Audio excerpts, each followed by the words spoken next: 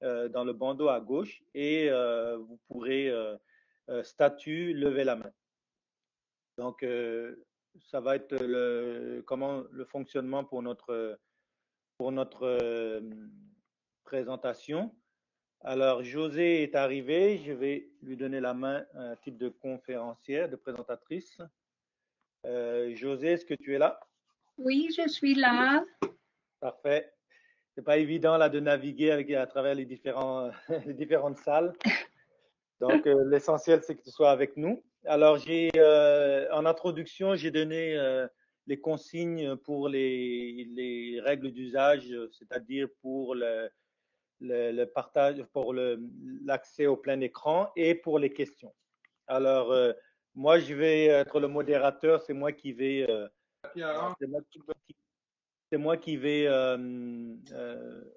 voir, en fait, regarder le chat, les questions et je donnerai la parole à toute personne qui veut poser des questions pendant la présentation. Donc, José, tu n'as pas à t'inquiéter au niveau des questions, je m'en occupe. Et donc, je pourrais t'intervenir à certains moments si vraiment c'est en lien avec la présentation, si ça correspond vraiment à ce que tu es en train de présenter. Donc, n'hésitez pas s'il y a des éléments pendant la présentation sur lesquels vous voulez interagir, n'hésitez pas à poser une question ou à faire un commentaire. Alors, je donne la parole à José Boker pour la présentation. Et bonne réunion à tous. Je m'excuse, j'ai un petit souci à partager mon écran. On ne voit pas l'écran de ma présentation. Alors, attends, je vais voir.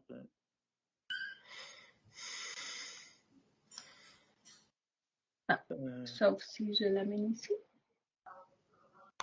Moi, je t'ai donné les droits de présentatrice. Logiquement, tu devrais avoir à droite, en bas à droite, Oui, je suis allée.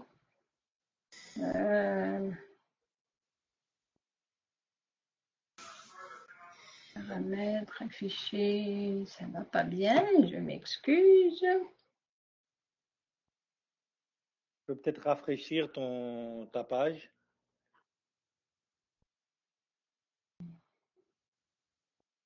Parce que là, moi, je la vois, ta présentation. Elle est Ah oui? affichée. Oui, OK. oui. Ah, d'accord. Moi, je la vois ici. En plein écran? Oui. D'accord. Alors, bonjour tout le monde. Mon nom est José Beaucaire. Je suis de la firme Beaucaire Inc. Nous sommes une société de comptables professionnels agréés qui travaille auprès des OBNL depuis notre création. Mais j'ai aussi de l'expérience dans les OBNL depuis environ 10 ans et avant dans d'autres domaines. Alors, aujourd'hui, ce qu'on va voir, c'est les taxes à la consommation pour les organismes sans but lucratif. Je sais que dans les clubs, il y en a quelques-uns qui sont des organismes de bienfaisance. Je ne sais pas si parmi les participants d'aujourd'hui, il y en a. S'il n'y en a pas, je vais passer très vite là-dessus parce que c'est plus des règles particulières. Donc, si personne n'est un OB parmi vous, je vais m'attarder seulement aux OBNL. Le plan de la formation, je vais vous parler de l'inscription au fichier de TPS-TVQ. Ensuite, je vais vous parler de c'est quoi les revenus taxables quand on dit que vous devez atteindre un certain montant de revenus qui seraient taxables si vous étiez inscrit. Ensuite, la récupération de CTI, RTI, c'est un langage très gouvernemental. Alors, je vais vous expliquer c'est quoi. Aussi, comment vous pourriez demander le remboursement de la taxe que vous avez payée sur vos dépenses. Par la suite, comment vous faites les remises au gouvernement, sur quelle base, est-ce que ça va être annuel ou mensuel ou peu importe. On va voir quelques cas particuliers parmi les dépenses que vous pouvez avoir. Et finalement, on va voir quelques points, je pense qu'il est important de préciser. Alors, commençons par, je m'excuse, par l'inscription au fichier TPS-TVQ. Qu'est-ce que ça veut dire? Ça veut dire que pour que vos revenus soient taxables, vous devez être inscrit au fichier TPS-TVQ. C'est complètement différent des organismes qui, eux, ne font que recevoir 50% des taxes qu'ils ont payées. Pour facturer les taxes, vous devez absolument être inscrit et obtenir un numéro TPS-TVQ. Donc, l'inscription est obligatoire si vos revenus taxables sont de 50 000 $ et plus. On va voir c'est quoi les revenus taxables et on va voir aussi comment on calcule le 50 000 et plus. Si vous n'atteignez pas ce montant, ce seuil minimal, vous êtes considéré comme un petit fournisseur et à ce moment-là, vous avez le choix de vous inscrire ou non. Et c'est un calcul que vous devrez faire pour savoir si pour vous, c'est plus bénéfique de vous inscrire ou de ne pas vous inscrire. Bon, le calcul du 50 000 se fait tout d'abord si votre dernier trimestre civil et non le dernier trimestre financier selon votre fin d'année, mais vraiment le dernier trimestre civil. Si durant ce trimestre-là, vos revenus étaient de 50 000 et plus. Sinon, il faut aller regarder le cumul des 4 derniers trimestres civils. Je vous ai fait un petit exemple pour que vous puissiez comprendre de quoi on parle quand on parle du cumulatif des 4 derniers trimestres. Alors, par exemple, si on regarde l'année 2020, les 4 trimestres sont de janvier à décembre. Donc, de janvier à décembre ici. Le total cumulatif des revenus est de 46 000. Donc, on n'atteint pas le 50 000, on continue. On passe aux 4 derniers trimestres suivants, c'est-à-dire qu'on commence en avril 2020 jusqu'en mars 2021. Ici, on atteint 47 000. Donc, c'est ces 4 trimestres-là. 47 000, on est encore en dessous de 50 000, donc on continue. On regarde les 4 prochains trimestres qui partent de juillet 2020 à juin 2021. Et ici, pour ces 4-là, on voit qu'on atteint 54 000. Ce que ça veut dire, c'est que vous devez absolument vous inscrire le 1er juillet 2021, c'est-à-dire tout de suite après le dernier trimestre où vous avez atteint le 50 000. Qu'est-ce que ça implique être un inscrit aux fins de la TPS-TVQ? Ça implique que vous avez l'obligation de facturer les taxes quand vous faites de la vente de biens ou de services, que ce soit pour vos outils promotionnels ou encore les coachings que vous pouvez faire, la formation, mais il y a des règles. Ensuite, ça permet aussi de récupérer les taxes que vous avez payées sur vos dépenses. Donc, vous avez une facture, vous payez des taxes, par exemple, sur l'achat des chandails ou des vêtements que vous voulez vendre. Alors, ces taxes-là, vous pourriez les récupérer. Les revenus taxables maintenant. Quand on parle du 50 000, c'est 50 000 de revenus qui seraient taxable si vous étiez inscrit. Donc, vous devez analyser toutes les catégories de revenus que vous avez. Donc, les subventions, contributions, les dons, ce n'est jamais taxable pour les OBNL. Alors, la colonne des OBNL est ici. Par contre, si, par exemple, une subvention ou un don nécessite en échange des biens ou des services, ce n'est plus une subvention ou un don. Par exemple, il y a quelqu'un qui vous donne de l'argent, mais pour organiser une activité, c'est pas un don, c'est vraiment un service que vous leur rendez, donc ça peut devenir taxable. Les commandites pour un OBNL, ce n'est jamais taxable, sauf si vous passez la publicité à la radio, à la télévision, dans les magazines. Donc, tout ce qui s'appelle à grande échelle et par où vous allez rejoindre un très grand nombre de gens. Pour ce qui est des programmes récréatifs, c'est ici, on entend souvent parler des 14 ans et plus, moins de 14 ans, alors c'est pour ça, c'est pour les programmes récréatifs. Les programmes récréatifs ne sont pas taxables si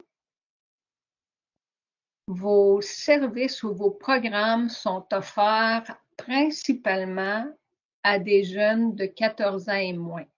Et quand c'est stipulé principalement, ça veut dire à plus de 50%. Donc, par exemple, vous avez un programme qui s'adresse aux jeunes du secondaire, par exemple. Faut que vous regardiez, OK, est-ce que les jeunes au secondaire ont 14 ans et plus ou ont plus de 14 ans ou 14 ans et moins? Dans ce cas-ci, c'est un peu compliqué parce que là, il faut vraiment savoir, OK, en général, les jeunes sont au secondaire de 12 à 17 ans, par exemple. Est-ce que vous rejoignez plus de secondaire 3 et plus ou c'est principalement des secondaires 1 et 2 qui ont 11, 12, 13 ans? Alors, c'est comme ça qu'on le calcule. Pour faciliter les choses, ce qui est possible de faire, c'est de catégoriser vos programmes récréatifs dans le sens où vous offrez un programme spécifiquement pour les 14 ans et moins et vous en offrez un autre pour les 14 ans, pour les plus de 14 ans. Comme ça, pour vous, ça délimite vraiment la période d'âge et ça simplifie les calculs si vous êtes incertain du 50% inclus. Ensuite, dans la vente de biens et services, pour un organisme sans but lucratif, la majorité de ce que vous vendez, que ce soit un bien ou un service, c'est taxable.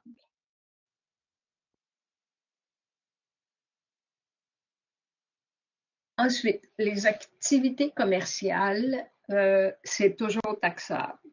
Qu'est-ce qu'une activité commerciale? C'est, par exemple, vous vendez les habits du club en tout temps. Ça deviendrait une activité commerciale. Il y a des exceptions parmi les activités de financement, comme par exemple, vous vendez des billets pour assister à un congrès, pour un repas, pour peu importe la nature de la présentation ou de la conférence ou quoi que ce soit. Alors, ces ventes de billets-là pour un OBNL sont taxables en tout temps. Ensuite, si vous vendez des produits, comme par exemple, vous demandez à vos jeunes de vendre du chocolat de porte à porte, Normalement, c'est taxable, mais il y a des exceptions. Les exceptions, c'est premièrement si ces ventes-là sont faites 100% par des bénévoles. Ça veut dire qu'il n'y a aucun employé qui est payé pour la vente des produits. Ensuite, comme on parle des tablettes de chocolat, si chacun des items, donc chaque tablette de chocolat, est moins de 5 $, ça devient non taxable. Et la dernière exception, c'est est-ce qu'il y a quelqu'un d'autre qui vend la même chose que vous? Alors, si personne d'autre ne vend la même chose que vous, ce n'est pas taxable dans ce que vous vendez. Ensuite, la formation. Lorsque vous donnez des formations, c'est toujours un revenu taxable en tout temps. Les droits d'adhésion, donc si vous facturez à vos jeunes des droits d'adhésion ou peu importe à tous les gens qui veulent s'inscrire à votre club, ce n'est pas taxable à condition que le membre qui s'inscrit reçoive un bien qui est inférieur à 30% du prix de l'adhésion. Ce qui veut dire, je m'adhère à votre club, l'adhésion coûte 100 $, mais je reçois une revue ou un magazine trimestriel qui, lui, vaut 15 $ chaque. Donc, on en a 4, ça fait 60 $. Alors, dans ce cas-ci, le droit d'adhésion serait taxable parce que ça vaut plus que 30% du prix de l'adhésion. Et il y a aussi les ventes au coût direct. Je reviens à l'exemple des habits du club. Si votre chandail vous coûte 50 $ et que vous le revendez à quelqu'un à 50 $ plus la portion des taxes que vous n'avez pas récupérées sur l'achat, alors ça veut dire que vous le vendez au coût direct sans faire de profit dessus. Ce serait à ce moment-là non taxable. Dès qu'il y a un potentiel de profit ou un profit quelconque, ça devient taxable. José, j'ai une question. Oui. John Lofranco pose la question, demande comment calculer la valeur d'un service.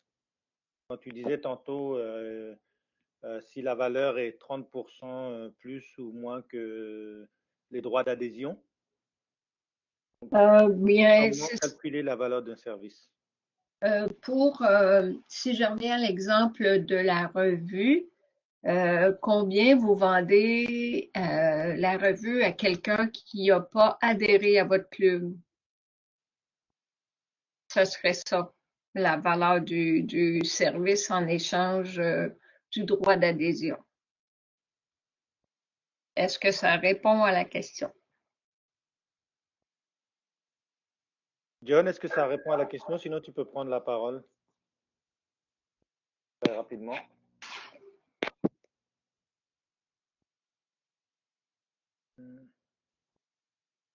Est-ce que vous m'entendez maintenant?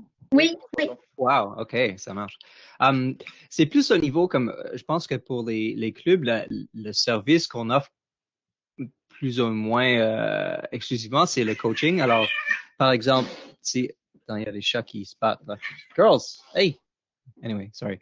Par exemple, comme sur le marché, si je fais du coaching privé, c'est beaucoup plus qu'on charge dans le club. Alors, est-ce que cela veut dire qu'il faudrait charger des taxes mais c'est quelque chose qu'il y a beaucoup de variétés de prix de coaching privé sur le marché. Alors, comment est-ce qu'on peut savoir s'il faut charger ou non? OK. En fait, le coaching, c'est comme de la formation. Donc, c'est quelque chose qui est taxable, en général. Mais si c'est du coaching pour les 14 ans et moins, comme je disais tout à l'heure, alors ça devient non taxable. OK. Alors, généralement, le coaching, c'est taxable. Sauf si Oui, c'est pour... OK. oui. Parfait. Merci. Mais c'est là qu'il faut faire attention au groupe d'âge. OK. Et ça n'a rien à voir avec la valeur des services qui est rattachée au droit d'adhésion. OK. Parfait. C'est une très bonne précision. Merci. D'accord. Il y a une question de Natacha Gagné. Elle dit pour les activités pour les 14 ans et moins est la principale source de revenus de son club, j'imagine. Donc, il n'y a pas de taxes demandées aux participants. Et elle demande est-ce que c'est possible de récupérer les taxes sur des choses comme l'achat des chandails de club et la plateforme d'inscription.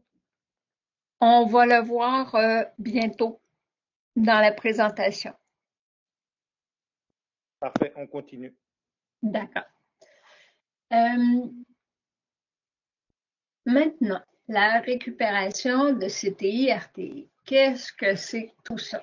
Alors, un CTI, dans le langage de Revenu Québec, un CTI, c'est les crédits de taxes sur intrant.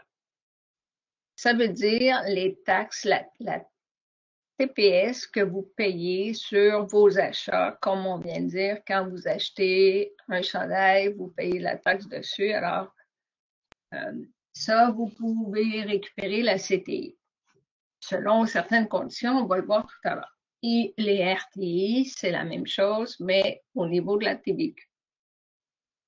La récupération égale, si vous êtes un inscrit, à 100% des taxes payées sur les dépenses qui sont directement liées à vos activités commerciales. J'explique. Vous avez calculé que vous avez plus que 50 000 $ de revenus taxables. Donc, vous êtes inscrit aux taxes. Maintenant, sur vos revenus taxables, qui seraient, par exemple, je reviens toujours aux vêtements, vous vendez des vêtements pour 50 000 et le coût, c'est 40 000 et vous avez payé des taxes sur 40 000, alors vous pourriez récupérer 100% des taxes que vous avez payées sur ces 40 000-là parce que vous êtes un inscrit et parce que le 40 000 que vous avez payé est directement lié à vos revenus lorsque vous avez vendu vos chandails. Et une question de Lynn Girard qui dit, bon, elle a entendu dire que les services offerts au programme sport-études ne sont pas taxables parce qu'ils sont considérés comme scolaires, même si les jeunes ont plus de 14 ans. Est-ce exact? Ça, il faudrait que je vérifie. Il faut absolument que ce soit vraiment dans le cadre du sport-études. Par contre, mais je pourrais chercher tout à l'heure et revenir avec la réponse. Parfait. Parce que j'ai effectivement des clients qui sont dans le sport-études, alors je vais pouvoir vous certifier le tout parce que ma mémoire fait un petit peu défaut. Parfait. Et François Thériault-Proulx, tu peux prendre la parole. Je pense que tu as une question. Oui, bonjour, François Thériault-Proulx du CAUL à Québec. Ma question fait suite à celle de John. En fait, je pense que pour la plupart des clubs, on a un modèle où on charge une cotisation. Je Oui. suppose que c'est ce qu'on entend par adhésion. Est-ce que c'est le cas? Puis de deux, ben justement, si on charge un certain montant pour une adhésion, mais que tu sais que, dans le fond, les athlètes ont plusieurs séances d'entraînement par semaine, plus le suivi de coach et tout ça, comment est-ce qu'au bout, le jeu du 30% s'applique? Il s'applique, là on revient à la question de tout à l'heure dans un certain sens parce que là, votre problème ou la situation, ce serait d'évaluer les services que vous offrez dans votre cotisation. Là, s'ils ont droit à tant d'heures d'entraînement par semaine, s'ils ont payé une cotisation, par exemple, de 1 000 $ par année, combien ça vaut une heure d'entraînement? Est-ce que c'est pour le local? Est-ce que c'est pour juste le coaching? Peu importe, vous devez évaluer combien ça vaut, ce service-là que vous auquel ils ont droit en payant la cotisation. Parce que, ben, justement, c'est un petit peu le point de ma question, puis par rapport à ce que John disait, supposons que quelqu'un chargeait tu sais, d'un coaching individuel, il charge 80$ de l'heure, mettons. Oui. Mais, tu sais, 80$ de l'heure sur l'année, je veux dire, ça fait une somme mirobolante comparativement aux quelques centaines de dollars payés par l'athlète. Alors, ça devient taxable. Ça devient taxable? Oui. OK. Oui. Merci. Parce que c'est plus que 30% de la cotisation. Mais là, faut faire attention. Est-ce que l'athlète paye le 80$ de l'heure ou si ça vient, si c'est gratuit en payant la cotisation? C'est gratuit en payant la cotisation. OK. C'est ce que la personne obtient avec la cotisation. C'est un peu tu sais, c'est le membership, dans le fond. OK. C'est le modèle pour la plupart de nous tous ici. OK. Alors oui, ça devient taxable. Les cotisations ou les droits d'adhésion, c'est un peu la même chose dans ce cas-là. OK, merci. Bien vu. Ensuite, lorsque vous êtes inscrit comme percepteur de taxes, vous avez également droit de récupérer les taxes que vous avez payées sur les frais généraux, comme par exemple le loyer, le téléphone. C'est des frais qu'on ne peut pas attribuer directement à des revenus commerciaux, sauf qu'il y a quand même des taxes là-dessus et vous avez besoin de ces dépenses-là pour opérer. Donc, vous pouvez récupérer sur ces taxes-là un montant au prorata de vos revenus taxables sur le total de vos revenus. J'ai mis un exemple. Donc, par exemple, vos revenus taxables sont de 65 000 et le total de vos revenus est de 150 000. Ça veut dire que vous avez 43% de vos revenus qui sont taxables. Et vous pouvez récupérer 43% des taxes que vous avez payées sur les éléments de vos frais généraux, comme mentionné, loyer, téléphone, et peu importe, la location de plateau, ou tout ça.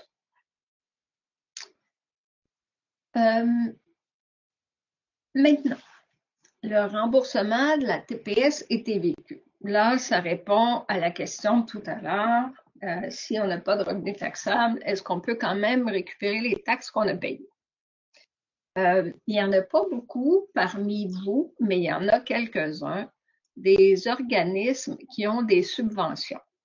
Là, quand je parle de subventions, c'est vraiment les subventions sans service, sans demande de service, comme on a vu tout à l'heure, parce qu'à ce moment-là, si le subventionnaire vous dit, OK, c'est pour organiser telle activité, ben là, ça demande un service, donc ça n'est plus une subvention. Si c'est quelque chose que lui aurait pu organiser lui-même. Donc, si vous avez des pures subventions et que ces subventions-là représentent 40% de vos revenus, alors vous avez le droit de récupérer ou de demander le remboursement de 50% des taxes sur tous les achats que vous avez faits. Mais ça, c'est uniquement dans le cas où vous avez 40% de financement public. Et dans le financement public, on entend fédéral, provincial, municipal et tout ce qui tourne autour de ces organismes gouvernementaux. Ensuite,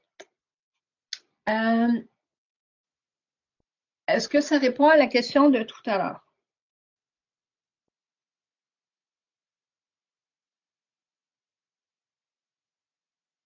Je propose de continuer, José, puis si OK. la question revient, à ce moment-là, on la précisera. Alors, comment ça se passe tout ça, la mécanique en arrière?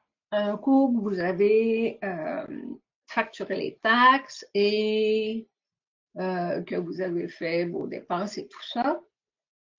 Ce que vous rendez au gouvernement, c'est 100% des taxes que vous avez facturées à vos clients, moins les taxes que vous avez le droit de récupérer sur, donc on disait tout à l'heure, 100% des taxes qui sont reliées directement à vos activités commerciales, moins aussi les taxes que vous avez, pour lesquelles vous avez le droit de demander un remboursement. On parlait tout à l'heure du 50% sur toutes les taxes que vous avez payées sur vos dépenses.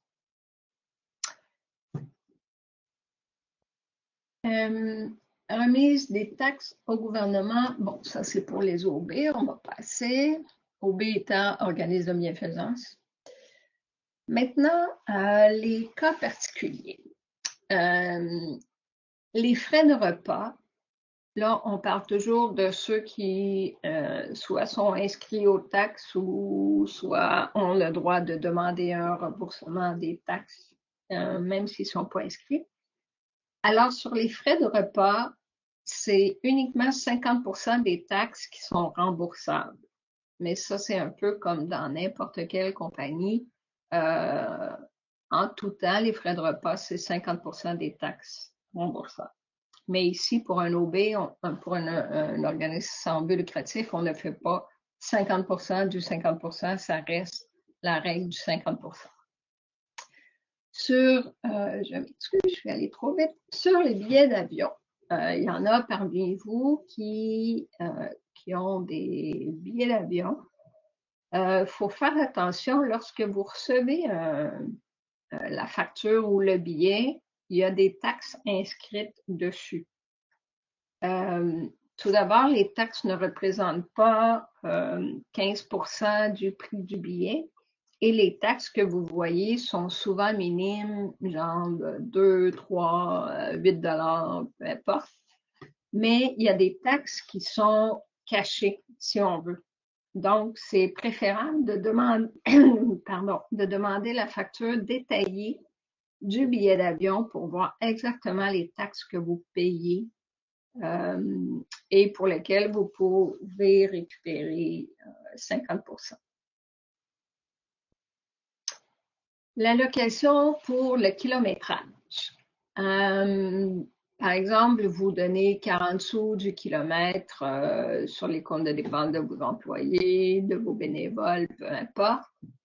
Le 40 sous, c'est pas 40 sous plus taxes. Le 40 sous ou le 50 sous inclut les taxes. Donc, quand vous faites un compte de dépenses des employés, vous prenez le 50 sous du kilomètre et vous venez calculer le montant avant les taxes. Pour ce faire, vous devez diviser le 50 sous par 1,14975. Ce chiffre-là représente les taxes, le 5% et le 9,5% de l'autre côté. Donc, les deux ensemble, ça fait c'est 14,97%. Donc, le 50 sous devient un 43 sous taxable. Ça veut dire que le 7 sous supplémentaires sont les taxes sur lesquelles vous pouvez récupérer le montant que vous avez payé. Pour les taxis, c'est la même chose. Donc, le montant que vous payez au taxi inclut les taxes, mais vous devez faire le calcul avant le pourboire. Donc, le taxi coûte 50, vous avez donné 55 $ au chauffeur, alors vous faites votre calcul sur le 50 $ uniquement.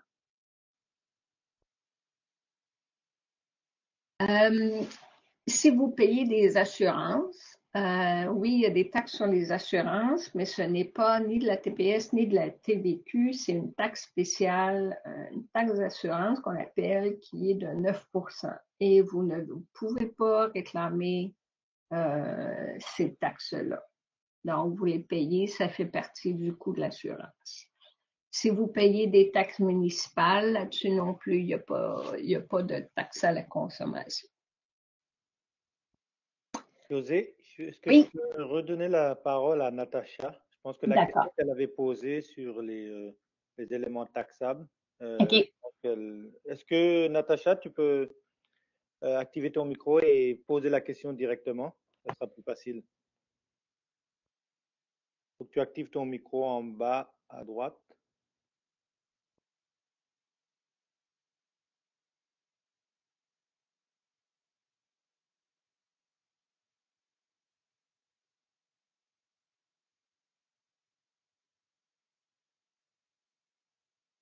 On ne t'entend pas, Natacha, tu n'as pas activé ton micro. Tu as activé ton micro.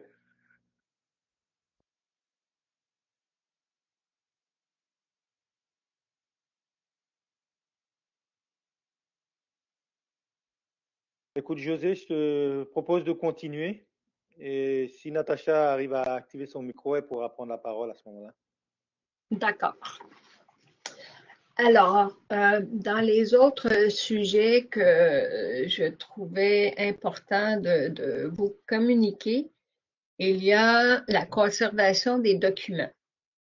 Donc, peu importe la raison, mais du point de vue gouvernemental, que ce soit pour les impôts, même si vous ne payez pas d'impôts, mais vous faites quand même des déclarations de revenus, que ce soit pour les taxes, pour les déductions à la source, ou peu importe, vous devez conserver vos documents 6 ans après votre fin d'année.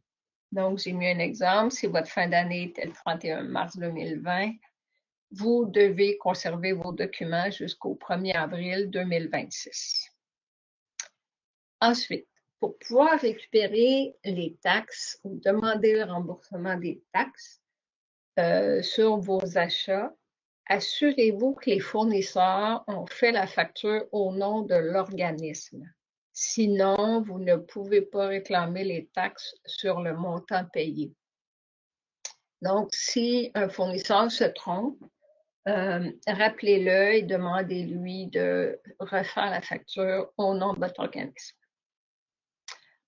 Ensuite, le seuil pour les travailleurs autonomes, c'est pour les revenus taxables est de 30 000. Les OBNL, c'est 50 000. Fait qu'il ne faut pas se mélanger. Souvent, vous entendez parler peut-être du 30 000 parce que c'est le seuil des travailleurs autonomes. Donc, si un de vos travailleurs autonomes a plus que 30 000 de revenus taxables, il doit vous facturer des taxes. Mais ce n'est pas votre responsabilité, c'est effectivement la sienne. Sauf que, bon, si lui a un problème et qu'il se fait,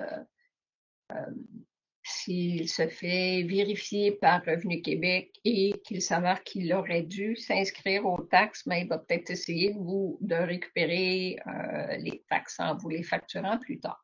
Donc, oui, c'est pas votre responsabilité, mais ce serait bien d'aviser vos gens, vos travailleurs autonomes. Ensuite, si vous vous rendez compte que bon, vous vous êtes jamais inscrit alors que vous auriez dû vous inscrire il y a 2 ans parce que vous avez atteint votre 50 000, vous pouvez faire une divulgation volontaire. Qu'est-ce que ça implique? Ça veut dire qu'au lieu d'attendre que Revenu Québec vienne chez vous pour vous dire « t'aurais dû », mais vous le faites avant. Ça évite les pénalités et les frais d'intérêt qu'il pourrait y avoir sur les taxes que vous auriez dû percevoir. Pour les administrateurs, comme pour toute gestion d'un OBNL, les administrateurs sont responsables conjointement et solidairement. Ça veut dire aussi que vous avez une cotisation de Revenu Québec parce que vous ne vous êtes pas inscrit, vous leur devez 50 000 de taxes, vous n'avez pas d'argent, ils vont se revirer contre les administrateurs pour se faire rembourser. Ce que je conseille aux administrateurs, s'il y en a parmi vous, c'est de demander à la direction de vous confirmer qu'ils ont effectivement payé les sommes qu'ils devaient au gouvernement. Et dans les délais prescrits, ça peut être annuellement, trimestriellement ou 6 mois, tout dépendant du volume de taxes que vous avez à payer au gouvernement. Et souvent, le gouvernement, au début, dit que c'est sous forme annuelle, les paiements de taxes. Mais si vos taxes sont trop élevées, ça pourrait devenir trimestriel ou mensuel.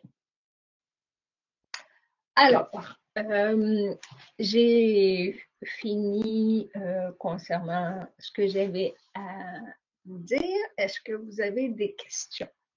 Alors, on va essayer de redonner la parole à Natacha. Je pense qu'elle a essayé d'activer son micro. Natacha, est-ce que tu peux prendre la parole? Je ne t'entends pas. Il faut que tu changes le statut de ton audio parce que là, tu es en écoute seul. Il faut que tu ailles dans Paramètres. Tu vois les 3 petits boutons en haut à droite de l'écran.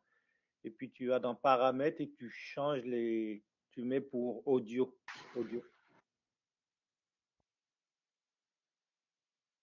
En attendant, je vais donner la parole à John. John avait une question, je pense, revenu travailleur autonome. Donc, John, je te donne la parole.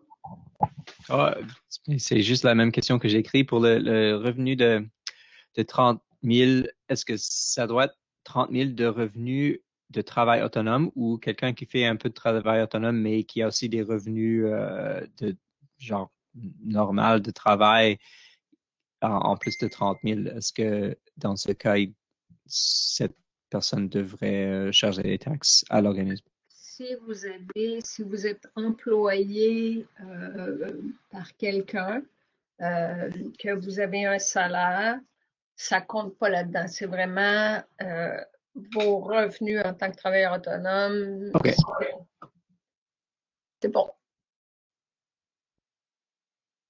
Alors, je vais lire la question de Natacha Gagné. Alors, elle dit, actuellement, je suis Inc., inscrite aux taxes.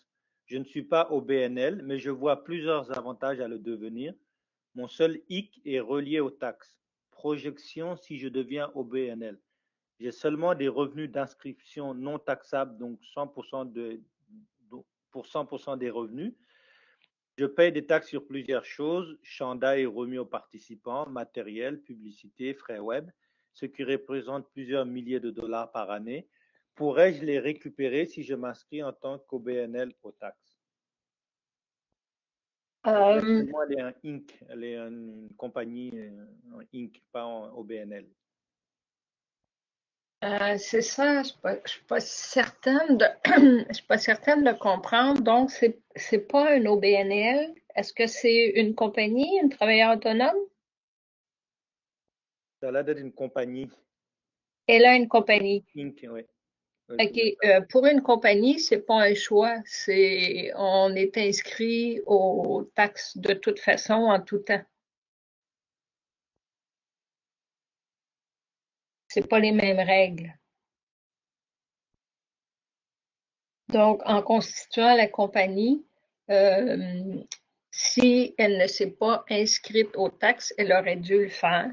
Et tous ses revenus, dans ce cas-là, sont taxables. Et elle peut récupérer 100% des taxes qu'elle a payées. Elle dit qu'elle aimerait arrêter la compagnie pour devenir un OBNL, considérant les avantages. Je pense que les avantages de pouvoir récupérer les taxes.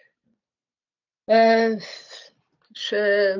il y a des avantages uniquement au point de vue d'impôt. Et pour elle, bon, quand on est une compagnie, les surplus nous appartiennent. Dans un OBNL, les surplus nous appartiennent pas. Ils doivent demeurer dans l'OBNL pour offrir les services. Fait que ça dépend de l'avantage. Parfait. Donc, en tout cas, elle s'excuse pour le micro de ne pas pouvoir parler. Elle n'a pas réussi à activer son micro. Hmm. Mais bon, la personne peut m'envoyer un courriel. Dans la première diapositive, il y a mon adresse courriel, donc si elle veut un peu plus de détails. Et c'est la même chose pour tous les participants. Si vous avez des questions, peu importe, vous pouvez me les poser et je vais vous répondre. Aussi, je n'oublie pas la question sur le sport-études. Je vais faire les recherches et je vais répondre à vous qui va pouvoir vous distribuer la réponse parce que c'est important pour plusieurs d'entre vous. Je suis certaine. Alors, je vous reviens là-dessus. Ouais. Est-ce que tu peux remettre, José, la première page justement avec tes coordonnées? Oui. Comme ça, s'il y en a qui ont des questions, ils pourront te les poser. Alors, j'ai des mains levées. J'ai Suzanne. Suzanne, je te donne la parole. Oui, bonjour. Bonjour. Club Les Kilomètres La Salle. En fait, j'ai deux questions. La première, c'est est-ce que c'est possible d'avoir les diapositives parce qu'il y a vraiment beaucoup de matériel. Là, je suis pas sûre, j'ai tout pris en note et je sais pas si vous êtes à l'aise de partager avec les gens ici. Oui, il n'y a pas de problème. Ça ne me dérange pas. Je vais l'envoyer à vous et il pourra vous le faire parvenir par la suite. Parfait. Puis la deuxième question, c'est pour les organismes de bienfaisance ou bienfaisance. Moi, j'avais lu que les clubs sportifs n'avaient pas le droit de faire une demande d'organisme de bienfaisance. Est-ce que j'ai une bonne compréhension? Je suis pas certaine que vous avez une bonne compréhension. Il y a des fédérations. Parmi vous, parmi les clubs, je sais qu'il y en a un qui organise de bienfaisance. Là, je me souviens pas de son nom, là, mais donc non, vous pouvez faire la demande. Par contre, c'est très long avant d'avoir la réponse. Ça peut prendre 1 an et demi, 2 ans, donc ça se fait pas du jour au lendemain. OK. Merci. Bienvenue. Je donne la parole à Nancy Boucher. Oui, moi j'ai une question par rapport à quand on est organisateur d'un événement, d'une compétition. On facture, en fait, on charge un frais d'inscription aux participants. Oui. Est-ce qu'à ce moment-là, l'âge du 14 ans et moins ou 14 ans et plus, est-ce que ça s'applique pour savoir si ça serait taxable ou pas? Pour une compétition, est-ce que ça reste dans le cadre d'un programme récréatif? Ben nous, on est un club d'athlétisme, puis en fait, on se sert beaucoup de ça en même temps pour nous financer. Donc oui, on finit toujours les événements qu'on organise avec un surplus, avec un profit, là. OK. Moi, je dirais que oui, les compétitions sont taxables. Mais encore là, est-ce que c'est des compétitions par niveau qui sont distinctes ou si c'est une compétition pour tout le monde, puis il y a des catégories d'âge à l'intérieur? C'est là que ça va venir. Oui, ben c'est pas mal toujours avec des catégories d'âge. Par exemple, ça peut être un événement d'athlétisme où il va y avoir des benjamins, juvéniles, cadets. Donc oui, il y a toujours différentes catégories d'âge. Puis ça peut être aussi une course sur route. OK. À chaque fois aussi, il peut y avoir des catégories d'âge, pas nécessairement non plus très distinctes parce que les gens vont s'inscrire souvent par distance. Par exemple, si on fait dans une course sur route des 1 ou 2 kilomètres, principalement, ça va être des jeunes enfants qui vont s'inscrire à ces distances-là. Si on OK. fait un demi-marathon, c'est sûr, ça va être plus des adultes, là. OK. Moi, je vous dirais, quand on parle de 14 ans et moins, c'est pas selon le nombre de participants, c'est vraiment selon le programme. Donc, si votre compétition s'adresse à tous les athlètes qui sont membres de votre club, alors, et que les athlètes, tous vos athlètes sont principalement en haut de 14 ans, ça veut dire que vos compétitions seraient toujours taxables. OK. C'est sûr que non. C'est pas, quand on organise un événement, c'est oui, nos athlètes sont invités, mais euh, plein d'athlètes de d'autres clubs aussi sont invités. Donc, OK. c'est sûr et certain qu'il faut que ce soit des gens euh, affiliés à la fédération quand c'est des compétitions d'athlétisme. Oui. Oui. Euh, Donc, c'est pas nécessairement nos membres, juste nos membres à nous là, qui s'inscrivent. Mais on peut aller chercher quand même, entre autres, on a une compétition, pas une compétition, une course sur route qu'on fait à chaque année à Blainville qui peut générer quand même assez des gros revenus, là.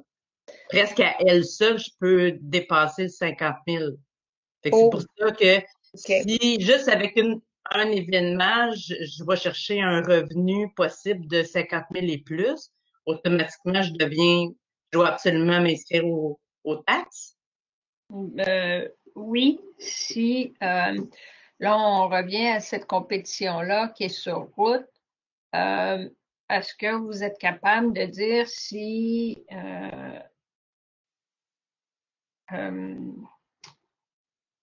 comment je peux dire ça? Vous avez, bon, dans la compétition, vous avez vous pouvez avoir le 1 km, le demi-marathon, ou pour les plus petits, peut-être 500 mètres, je ne sais pas. Est-ce que vous pouvez dire que selon les compétitions en tant que telles, c'est certain que vous avez vos participants ou les gens qui pourraient s'inscrire seraient de 14 ans et plus? Oui, parce que je pense qu'on demande les dates de naissance quand on demande les inscriptions. Fait que oui, on pourrait dire l'âge des participants. OK. Alors, moi, je ferais ça comme ça pour l'analyser selon la distance. Ben, c'était ma question au début, dans le fin fond. Est-ce que l'âge s'applique à savoir si c'est taxable ou pas? Je m'excuse, j'ai pas compris. J'ai dit, c'était ma question au début, à savoir est-ce que l'âge de 14 ans et plus ou moins, est-ce que ça s'applique dans le calcul à savoir si je dois le taxer ou Oui, pas? oui, oui. Bon, Mais ben, c'est ça. Là, faut trouver une façon de calculer cet âge-là parmi le genre de vos compétitions. Comme puis, si vous savez que vous avez une compétition qui est uniquement pour les adultes, comme le demi-marathon, et que ça vous génère aussi plus que 50 000, alors c'est automatiquement, vous devez automatiquement vous inscrire.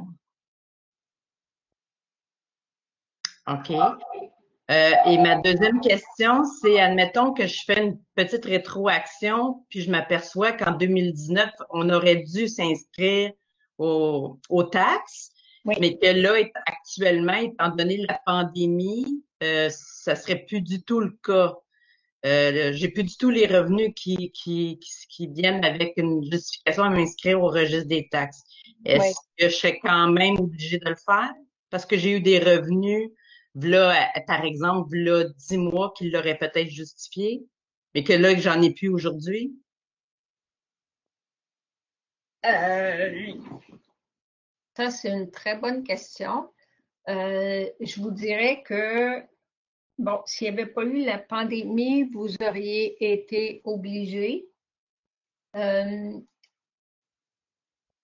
fois qu'on est inscrit, est-ce qu'on peut se désinscrire parce qu'on n'a plus de revenus taxables? Je crois que oui, donc ça m'amènerait à vous répondre que tant que vous ne récupérez pas les revenus que vous aviez avant, vous n'êtes pas dans l'obligation de vous inscrire. Mais là, ça aussi, je vais m'assurer de la réponse et revenir à bout pour ça.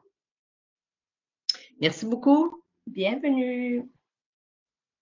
José, moi, je voudrais prolonger la question de Nancy, c'est-à-dire que si un organisme dépasse le 50 000 exceptionnellement une année seulement, parce qu'il y a eu une activité particulière qui a justifié cette hausse de revenus, mais que les années suivantes, il redescend sous le seuil des 50 000 de revenus. Est-ce que, parce que l'année exceptionnelle, on a dépassé les 50 000, est-ce que ça justifie l'inscription pour les taxes? Je vais répondre la même chose que je viens juste de dire. Je vais m'assurer de la réponse et je vais te revenir pour que tu puisses répondre à tout le monde. Parfait. Excellent. Alors, je vérifie dans le chat. Je n'ai pas de questions. Je vois s'il y a des mains levées. A priori, non. Je pense qu'il n'y a plus de questions. On a épuisé toutes les questions. S'il y a d'autres questions qui vous viennent après, n'hésitez pas à me les faire suivre. Et puis, je les transmettrai à José qui pourra vous répondre après. Ou sinon, vous pouvez directement contacter José. Vous voyez sur la page active là, à l'écran les coordonnées de José. Donc, n'hésitez pas si vous avez des questions qui vous viennent après de pouvoir les poser. Alors, ce qui met fin à l'atelier, je vous remercie toutes et tous pour votre participation. Et je vois François Thériault-Proulx qui est en train d'écrire. Donc, tu peux prendre la parole directement, François, si tu as une intervention à faire. Ça peut être plus rapide. Je voulais seulement remercier José. C'était très formateur comme présentation. Merci beaucoup. Bienvenue. Merci à vous aussi et bonne continuité dans votre fin de semaine. Merci beaucoup, José. Et pour tous les participants, on se retrouve demain sur les différents ateliers. Donc, merci, José.